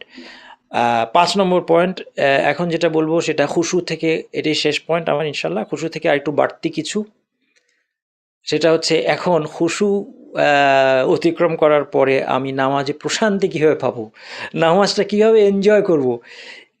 আপনি আমরা আমরা নবী সাল্লাল্লাহু আলাইহি ওয়াসাল্লাম সাহাবীদের অবস্থাটা চিন্তা করি, অকল্পনীয় অকল্পনীয়। নবী সাল্লাল্লাহু আলাইহি ওয়াসাল্লাম বলতেন ইয়া বিলাল আরিহনা বিস সালাত, নামাজের মধ্যে আমাদেরকে শান্তি দাও। জুইলাত কুররাতু আইনি ফিস সালাত, নামাজে আমার চোখ জুড়ায়, নবী সাল্লাল্লাহু আলাইহি ওয়াসাল্লাম বলতেন। কিভাবে সম্ভব? নামাজ এনজয় করে কিভাবে মানুষ, নামাজের মধ্যে মানুষ কিভাবে প্রশান্তি পায়, নামাজে আসলেই সব ভুলে যায় কিভাবে। আমরা তো অন্য সব কিছু নিয়ে ব্যস্ত থেকে নামাজ ভুলে যাই, কিন্তু নামাজে আসলে মানুষ তার দুঃখ কষ্ট কেউ ভুলে যায়। সেই সাহাবীর ঘটনা আমাদের জানা আছে, যাকে নামাজ দাঁড়ানোর অবস্থায় 3টা তীর মারা হয়েছিল, 3টা তীর একের পর এক তার গায়ে বিঁধল এবং তিনি একটা একটা করে খুলে ফেলে, তার রক্ত ব্লিডিং হচ্ছে, তিনি নামাজ পড়ছেন, নামাজে এত আনন্দ পাচ্ছেন তিনি। ওই সাহাবীর ঘটনা আমরা জানি, যিনি মৃত্যুর সময় 2 রাকাত নামাজের প্রচলন তিনি করেন, তাকে অবিশ্বাসীরা মেরে ফেলবে, তিনি বললেন আমাকে সময় দাও 2 রাকাত নামাজ পড়ি। তারপর ধীরে সুস্থে নামাজ পড়তে লাগলেন। তারপরে শেষমেশ নামাজ শেষ করে বললেন, যদি তোমরা হয়তো বলবে যে আমি মৃত্যুর ভয়ে আমি দেরি করতেছি, নাইলে আমি আরো বেশি করে নামাজ পড়তাম। মৃত্যুর মুহূর্তে ওনার জীবনের প্রশান্তির জায়গা কোথায়? সলাতের মধ্যে। নবী সাল্লাল্লাহু আলাইহি ওয়াসাল্লাম প্রশান্তির জায়গা কোথায়? সলাতের মধ্যে। বিপদ আসলে নবী সাল্লাল্লাহু আলাইহি ওয়াসাল্লাম কি করতেন? সলাতে দাঁড়াইতেন। আমরা সালাত ভুলে যাই, ইম্পর্টেন্ট কোনো বিষয় আসলে আমরা সালাত ভুলে যাই। নবী সাল্লাল্লাহু আলাইহি ওয়াসাল্লাম সালাতের কথা, সালাতের মধ্যে আসতেন। কেন? কারণ এটা আমরা প্রশান্তিটা তো সাহাবীদের লেভেলে যাওয়া, এটা তো একটা স্বপ্নের মতো ব্যাপার। কিন্তু তারপরেও আমি যদি একটা জিনিস বুঝতে পারি যে নামাজে আমি নিতে এসেছি, তাহলে আবার ইনশাআল্লাহ অনেকটা প্রশান্তি প্রশান্তি আসা সম্ভব।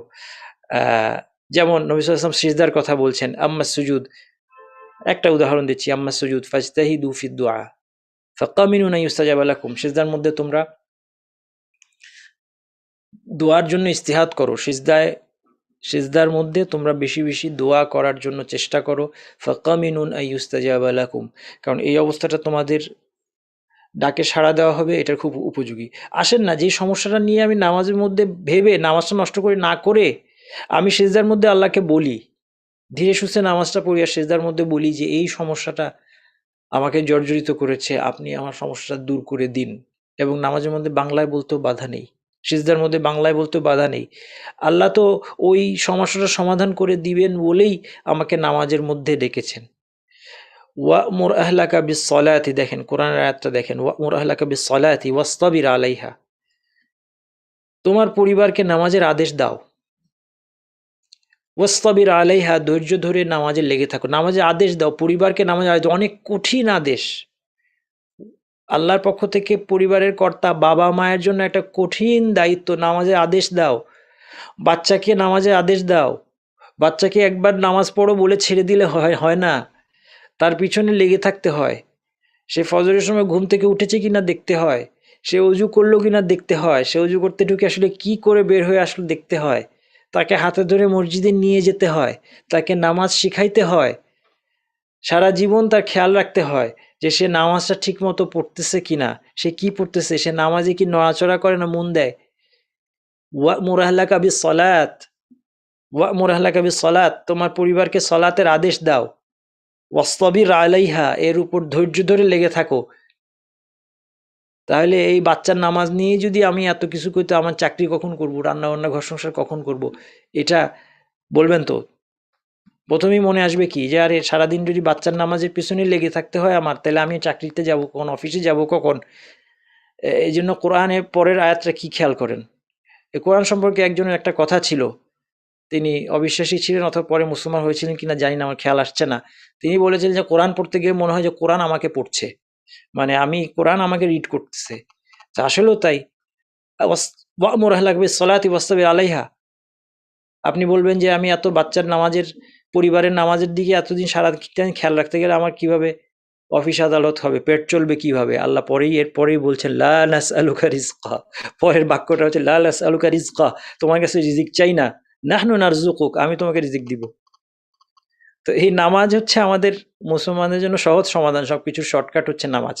মুসলমান কাজ না করে বসে থাকবে এটা আমি একবারও বলছি না, কিন্তু মুসলমান যদি নামাজের দিকে মন দেয় তাহলে অল্প চেষ্টায় তার সবকিছু হয়ে যেত। আজকে এত মাথার ঘাম পায়ে ফেলে এত কিছু করতে হতো না, সহজে হয়ে যাওয়ার কথা। নামাজের মধ্যে সমাধান ছিল। নামাজের মধ্যে আল্লাহ প্রত্যেকটা দোয়া আপনি চাচ্ছেন, আপনাকে দিতেই আল্লাহ ডেকেছেন, দিয়ে দিচ্ছেন। ইয়াকা নাউযু নাস্তাইন, আপনাকে সাহায্য চাই, আল্লাহ বলছেন হাযা লি আবদি। আপনি বলছেন ইহদিনাস সিরাতাল মুস্তাকিম সিরাতাল লাযিনা আন'আমতা আলাইহিম গায়রিল মাগদুবি আলাইহিম ওয়ালাদ-দাল্লিন, দোয়া। আল্লাহ বলছেন হাযা লি আবদি, এটা দিয়ে দিলাম। ওয়ালি আবদি মা সাআল, সে যা চেয়েছে দিয়ে দিলাম। আল্লাহ দিয়ে দিচ্ছেন। দোয়া করতে শিখিয়ে দিচ্ছেন, নবী সাল্লাল্লাহু আলাইহি ওয়াসাল্লাম শিখিয়ে দিচ্ছেন যে সোজা মতো দোয়া করো। কেন শিখাচ্ছেন দোয়া করতে? কারণ আল্লাহ দিবেন। আমি নামাজে নিতে আসছি, নামাজ আমার থেকে কোনো কিছু নিবে না। এই উপলব্ধিটা আসলে আমি এবার খুশু তো আসবে, এবার নামাজে শান্তি পাওয়া শুরু করব ইনশাআল্লাহ।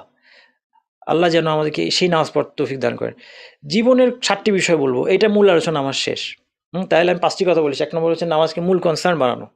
২ নম্বর হচ্ছে নামাজের প্ল্যানিং করা, যে ঠিক নামাজে, বিশেষ করে নামাজের প্রস্তুতি কখন শুরু করবেন, এবং অবশ্যই ফজরের সালাতে প্রস্তুতি তাহাজ্জুদ দিয়ে শুরু করবেন আজকে থেকে।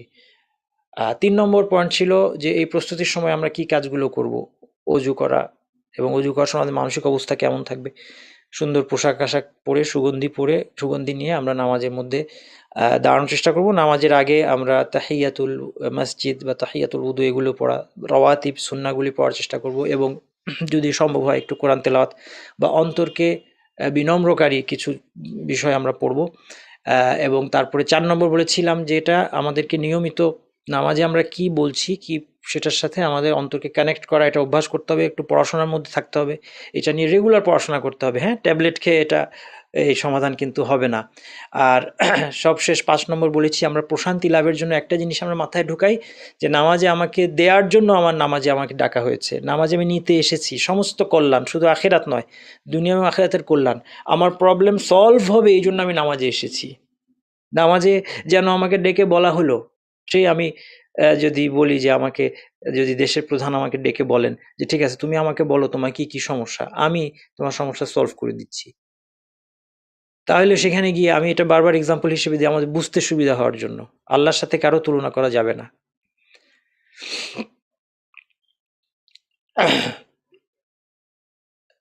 তাহলে আল্লাহ তাআলা যখন আমাকে নামাজে ডাকছেন, নামাজে আমার সমস্যার সমাধান দিয়ে দিবেন, তাহলে আমি প্রশান্তি না পাবো কিভাবে? একমাত্র প্রশান্তি পাই না আমার ইমানের অভাব কারণে। কারণ আল্লাহকে আমরা দেখি না।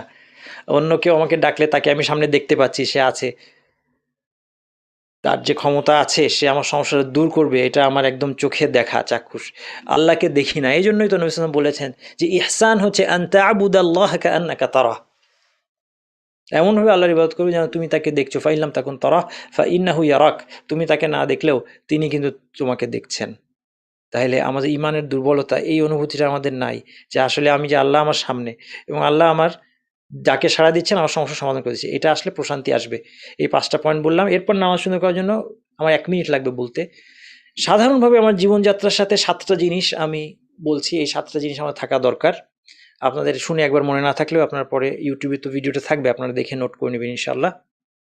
এক নম্বর হচ্ছে নিয়মিত জ্ঞান অর্জন আমাদের করতে হবে। জ্ঞান সবসময় আমলকে নিয়ন্ত্রণ করে। জ্ঞানের কোয়ালিটির উপর আমলের কোয়ালিটি নির্ভর করবেই।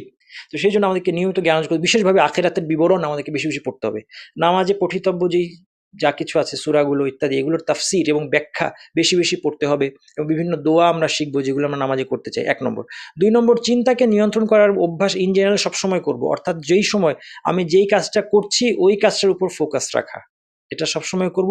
তাহলে এটা নামাজেও এটার একটা রিফ্লেকশন হবে। যখন যেই বাক্যটা বলছি সেই বাক্যটার মধ্যেই আমি সীমাবদ্ধ থাকতে চেষ্টা করব। আমাদের মন বিক্ষিপ্ত হয়ে আমাদের ডিস্ট্রাকশন এখনকার সভ্যতার একটা অন্যতম সমস্যা যে আমরা ডিস্ট্রাক্টেড অনেক বেশি। যখন যেই কাজটা করছি সেই কাজটা আমরা মন দিয়ে করতে পারি না। এটার অভ্যাস নিয়মিত করাটা আমাদের নামাজকে সহজ করবে। আমার দৈনিক রুটিনটা সুন্দর হওয়া দরকার, ৩ নম্বর। ৪ নম্বর, আমাদের অবশ্যই হালাল রুজি থাকতে হবে। হালাল রুজি ছাড়া কিভাবে আমার নামাজ সুন্দর হবে? আমার তো দোয়া কবুল হবে না। আমার ডাকে সাড়া দেওয়া হবে না যদি আমার রোজগার হারাম হয়। অবশ্যই হালাল, আজকে হারাম রোজগার থেকে বেরিয়ে আসতে হবে। পাপ থেকে দূরে থাকতে হবে ওভারঅল। সকাল, সন্ধ্যা এবং অন্যান্য উপলক্ষে আজকারগুলো কিন্তু আমাকে নামাজ পড়তে সহায়তা করবে। আপনি যদি ঘুমানোর আগে ঘুমানোর আজকারগুলো পড়েন, তাহলে আপনার নামাজটাকে আপনার ফজরের সময় ঘুম থেকে উঠতে, তাহাজ্জুদের সময় ঘুম থেকে উঠতে আপনার সুবিধা হবে। সুতরাং আজকার যেগুলো আছে সকাল সন্ধ্যার, এগুলো খুব বড় ভূমিকা আছে আমাদের নামাজকে সুন্দর করার পেছনে। এটা ৬ নম্বর। ৭ নম্বর হচ্ছে নামাজ সুন্দর করার ক্রমাগত আল্লাহ সাহায্য চান। আর কিছু না হোক, একটা দোয়া করলেও সিজদার মধ্যে করেন, আল্লাহ আমার সমস্ত নামাজকে আমি যেন খুশুর সাথে আদায় করতে পারি। কারণ নামাজ সাকসেসের মূল। নামাজ যদি আল্লাহ আমার ঠিক করে দেন, ইনশাআল্লাহ, যেমনটা হাদিসেও আসছে, প্রথম নামাজের হিসাব নেওয়া হবে কিয়ামতের দিন। নামাজের হিসাব ঠিক থাকলে বাকি সব সহজ হবে। নামাজ যদি আল্লাহ আমার ঠিক করে দেন, আলহামদুলিল্লাহ, আমি আশা করি আর সবকিছু আমার ঠিক হয়ে গেল। এই কথা বলে আমি আমার আজকের লেকচার শেষ করছি। সুবহানাকাল্লাহুম্মা ওয়া বিহামদিকা আশহাদু আল্লা ইলাহা ইল্লা আনতা আস্তাগফিরুকা ওয়া আতুবু ইলাইক। আমাদের কিছু প্রশ্ন আছে মনে হয়, এই প্রশ্নগুলি উত্তর দিচ্ছি।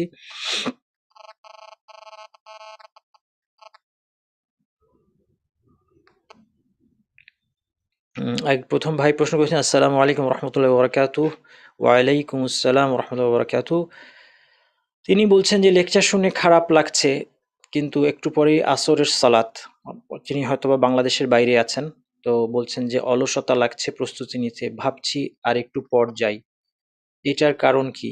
নিজের উপর একটু জোর খাটান, উঠে যান, উঠে যান, উঠে যান। এটা অভ্যাসের ব্যাপার।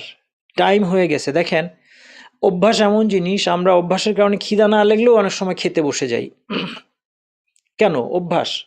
যে আমার খাওয়ার টাইম হচ্ছে, এখন আমার খাইতে আসতে হবে। আল্লাহর কাছে সাহায্য চান। এখনই আল্লাহকে বলেন, আল্লাহ আমার অলস দূর করে দেন। উঠে যান। অজু করবেন যেখানে, যদি আপনি টয়লেটে অজু করতে হয়, ঢুকে যান, ঢুকে যান। হয়ে যাবে। একটু একটু নিজের উপর জোর খাটান, ১ বার ২ বার, আস্তে আস্তে হবে। প্রথম দিন অনেক কষ্ট হতে পারে। আলস্য যদি থেকে থাকে, এটা অবশ্যই এটা আমাদের অন্তরের রোগ, আমাদের ঈমানের অভাব।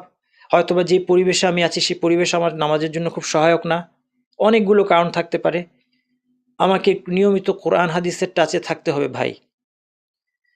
যদি এই অবস্থা হয়, এই আলস্যটা যদি হঠাৎ একটা ওয়াক্তে হয়, ইনশাল্লাহ চলে যাবে। খুব খুব বড় সমস্যা না। হঠাৎ আলস্য অনেকেরই আসে। আর যদি এটা নিয়মিত হয়, তাহলে বুঝতে হবে যে আপনার জীবনযাত্রায় বড় ধরনের পরিবর্তন দরকার। জীবনযাত্রায় আমূল পরিবর্তন দরকার। জ্ঞান অর্জন দরকার। অন্তরকে নরম করতে হবে। কোরআনের সাথে, কোরআনের চেয়ে বড় কিছু নাই অন্তরকে নরম করার জন্য। কোরআনের সাথে টাচ রাখতে হবে। হাদিসের চেয়ে বড় কিছু নাই অন্তরকে নরম করার জন্য। হাদিস পড়তে হবে, কোরআন পড়তে হবে, জ্ঞান অর্জন করতে হবে, অন্তর বিনম্রকারী লেকচার শুনতে হবে। অবশ্যই আমার পরিবর্তন হবে। যদি এই আলস্যর কথা আপনি যেটা বলছেন নিয়মিত হয়, তাহলে জীবনযাত্রায় পরিবর্তন দরকার। লাইফস্টাইল চেঞ্জ করতে হবে। দিনমুখী লাইফস্টাইল করতে হবে। সঙ্গী সাথী নির্বাচন করতে হবে। আপনি যদি ভালো সঙ্গী সাথী থাকে, তারা উঠিয়ে আপনার নামাজে নিয়ে যাবে। এগুলি খুব ইম্পর্টেন্ট। আপনি যদি জানেন আপনি কোথায় আছেন, যদি অবিশ্বাসীদের দেশে থেকে থাকেন, মুসলিমদের দেশে আসেন। দরকার নেই আমাদের টাকা পয়সা, দরকার নেই আমাদের উন্নতির, আমাদের নামাজ দরকার। বাংলাদেশের অবস্থা যতই আপনি বলতে পারবেন, আপনি ক্রিটিসাইজ করতে পারবেন বাংলাদেশের অবস্থা খুব খারাপ, আপনি এটা নিয়ে মহাকাব্য লিখতে পারবেন, কিন্তু এখনো আসেন। আমি বলতেছি যে আমার মসজিদে আমি যে খুব সাধারণ মানুষগুলোর সাথে যে আমি নামাজ পড়ি, তাদের সাথে উঠা বসা করলে আমার নামাজের আগ্রহ তৈরি হয়। তাদেরকে দেখে আমার নামাজের আগ্রহ বাড়ে। এটা আপনি কোন অবিশ্বাসীর দেশে গিয়ে পাবেন? আপনি আসেন, বাংলাদেশে চলে আসেন, যে আমি জানি না আপনি কোথায় আছেন। আর যদি সৌদি আরবের মতো কোনো দেশের থেকে থাকেন, তাহলে তো আপনার সেখানে অনেক সুন্দর পরিবেশ আছে। তো আপনি সঙ্গী সাথীদের সহায়তা নিবেন। এইভাবে আপনাকে আপনাকে সমাধান খুঁজতে হবে, কন্টিনিউয়াস, হাল ছেড়ে দিবেন না, ইনশাল্লাহ ঠিক হয়ে যাবে। আরেকজন বলছেন যে আমি যখন টানা কয়েকদিন বেশ ভালোভাবে নামাজ পড়তে সক্ষম হই, যখন মনে হয় নামাজ মনোযোগ পড়তে শিখতে পারছি, এরপর নামাজ কাজা হওয়া শুরু হয়ে যায়, মানে আমার কনসিস্টেন্সি নষ্ট হয়ে যায়, আবার শূন্য থেকে শুরু করার পর্যায়ে চলে যাই। আপনার জন্য একই সাজেশন, এই সমস্যাগুলো দেখেন, লাইফস্টাইল চেঞ্জ করতে হবে, জীবনযাত্রা। আপনার জীবনযাত্রার মধ্যে এমন কিছু জিনিস আছে যেগুলো আপনাকে পেছনে টেনে নিয়ে যাচ্ছে, সারা সঙ্গী সাথী হতে পারে, এটা আমি জানি না আপনার ক্ষেত্রে কোনটা, এটা আপনাকে খুঁজে বের করতে হবে। অথবা আপনি জ্ঞান অর্জন করছেন না নিয়মিত, নিয়মিত আপনার অন্তরটার খোরাক পাচ্ছে না, অন্তর পুষ্টি পাচ্ছে না। সবচেয়ে সুন্দর জায়গা, কোরআনের কাছে আসেন, কোরআন তেলাওয়াত করেন। কোরআন তেলাওয়াতের মধ্যে আপনার আনন্দ খুঁজতে, আমাদের তো বেশি এন্টারটেনমেন্টের জায়গা নাই তো মুসলমানদের। কোরআন আমাদের জন্য অনেক বড় এন্টারটেনমেন্ট। আলহামদুলিল্লাহ, পৃথিবীর জীবনে আল্লাহ তাআলা কোরআনকে, আল্লাহ তাআলা তার আদেশ দিতে পারতেন, অন্যভাবে দিতে পারতেন, কিন্তু আল্লাহ তাআলা তার আদেশকে এত সুন্দর করে দিয়েছেন যে এটা শুনতেও ভালো লাগে, তেলাওয়াতটা শুনতেও ভালো লাগে, কিছু না বুঝলেও ভালো লাগে। এটা কেন করেছেন? কারণ তাহলে অন্তর এর প্রতি আকৃষ্ট হবে। আপনি কোরআন তেলাওয়াত করেন, আপনি দ্বীনি জ্ঞানকে বাড়ান, আপনি আখিরাতের বিবরণ পড়েন, আপনার অন্তর অবশ্যই নরম হবে। আপনি কিছুদিন সুন্দরভাবে নামাজ পড়ছেন, আবার বলতেছেন নামাজ কাজা হয়ে যায়। নামাজ কাজা হয়ে যাওয়া তো, কাজা নামাজ বলে কিছু নাই। না, এটা এটা একদম ইসলামের সাথে সাংঘর্ষিক কনসেপ্ট, এই কাজা নামাজ, যেটা আমরা আমরা এখন বানাইছি যে আমার নামাজ কাজা হয়ে গেছে। নামাজ কাজা আছে একটা ক্ষেত্রে, হচ্ছে ঘুম থেকে উঠতে পারে নাই একটা লোক, ওয়াক্ত চলে গেছে, কোনোদিন এমন ঘুম হচ্ছে যে ওয়াক্ত চলে গেছে সেরকম অবস্থায়, অথবা একদম টোটালি ভুলে গেছে, এটা হইতে পারে, বেমালুম ভুলে গেছে। এছাড়া কোনো নামাজ কাজা হওয়ার কোনো সিস্টেম তো ইসলামে নাই। আল্লাহ তাআলা এই জন্য দেখেন কি ভাষা ব্যবহার করেছেন, হাফিজু আলাস সালাওয়াত। এই শব্দটা যদি আমরা বুঝতাম যে নামাজকে গার্ড করো, হাফিজু আলাস সালাত, নামাজগুলি একটা একটা নামাজকে গার্ড করার জিনিস। হাফিজু আলাস সালাওয়াত ওয়া সালাতিল উসতা, এবং আসরের সালাতকে গার্ড করো। আল্লাহ আমাদেরকে তৌফিক দেন। আমার আপনাদের প্রশ্ন শুনে আমার আবার কান্না পাচ্ছে, আপনাদের প্রশ্ন শুনে আমার কান্না পাচ্ছে যে মুসলিম কেন আজকে, আমাদের কোথায় আমাদের ইমান, আমাদের নামাজ কেন কাজা হয়ে যাচ্ছে, আমাদের নামাজ পড়তে কেন আলস্য লাগছে, আমার খারাপ খারাপ লাগছে। আল্লাহ আপনার কাছে সাহায্য চাই, আমারও যেন এটা না হয়, আমার ভাইদেরও যেন এটা না হয়। আল্লাহ যখন গার্ড করতে বললেন নামাজকে, তারপরে বললেন ফা ইন খিফতুম ফারিজালান আও রুকবানা, যদি তোমার কোনো ভয়ের পরিস্থিতি থাকো, শত্রু পিছনে পিছনে আসতেছে, তাহলে রিজালান আও রুকবানা, রিজাল হচ্ছে রাজিলের প্লুরাল, যে হেঁটে যাচ্ছে পায়ে, আর রুকবান হচ্ছে রাকিবের প্লুরাল, যে ঘোড়ায় চড়ে বা বাহনে চড়ে আছে, ওই অবস্থাতেই নামাজ পড়ো। তারপরেও নামাজ কাজা করার কোনো সুযোগ ইসলামে দেওয়া হয় নাই। তাহলে আমরা জাহান্নামের প্রান্তে দাঁড়িয়ে আছি, আমাদেরকে ফিরে আসতে হবে, নিজেকে বাঁচান, জাহান্নাম থেকে বাঁচান। নামাজ কাজা কইরেন না, নামাজ নিয়ে আলস্য কইরেন না। কেন নামাজ নিয়ে আলস্য করবেন? নামাজ ছাড়া আপনার জীবনে আর কিছু নাই। নামাজই প্রথম কাজ এবং নামাজই শেষ কাজ। আমাদেরকে নামাজে আসতে হবে। আমাদের জীবনযাত্রার মধ্যে আমূল পরিবর্তনের দরকার আছে। যারা অনেক চেষ্টা করেছে কিন্তু নামাজ আউয়াল ওয়াক্তে পড়তে পারছে না, তাহাজ্জুদ আদায় করতে পারছে না, তার জন্য নসিহত দিবেন প্লিজ। আউয়াল ওয়াক্তে নামাজ পড়তে না পারলেও খুব বড় ক্ষতি হয়ে যায় এমন না। আউয়াল ওয়াক্তে নামাজ পড়াটা মুস্তাহাব। কিন্তু কোনো কারণে, সঙ্গত ব্যস্ততার কারণে পড়তে নাই পারেন, এটা নিয়ে চেষ্টা করেন, কিন্তু খুব বড় দুশ্চিন্তা নাই। তাহাজ্জুদ আদায় করতে পারছেন না, ঠিক আছে, এটাও আলহামদুলিল্লাহ, অন্তত আপনার দ্বারা কোনো নিষিদ্ধ কাজ হচ্ছে না, বড় ধরনের অবহেলা হচ্ছে এটা বলা যাবে না, কিন্তু এই তাহাজ্জুদ খুব উপকারী। আপনি তাহাজ্জুদ পড়ার জন্য আপনি প্রয়োজনীয় পদক্ষেপ নিন। আপনি আল্লাহর কাছে যেই নামাজগুলো পড়ছেন সেখানে দোয়া করেন যে আল্লাহ আমি তাহাজ্জুদ পড়তে চাই।